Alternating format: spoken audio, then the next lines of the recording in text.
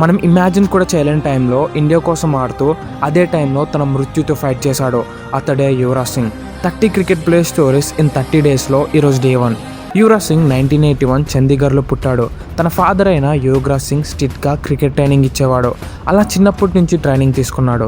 2011లో ICC knockouts టైంలో Australia మీద బీభత్సమైన ఇన్నింగ్స్ ఆడాడు.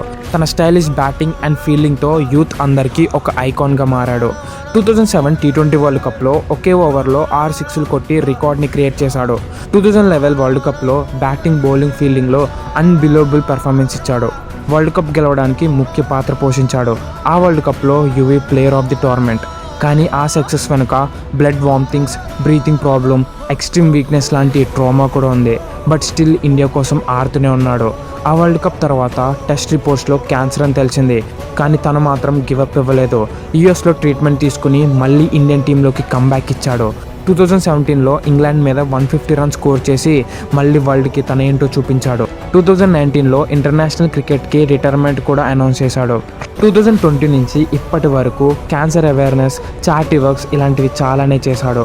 దాంతోపాటు శుభ్మన్ గిల్, అభిషేక్ శర్మ లాంటి ప్లేయర్స్కి మెంటర్గా కూడా ఉన్నాడు.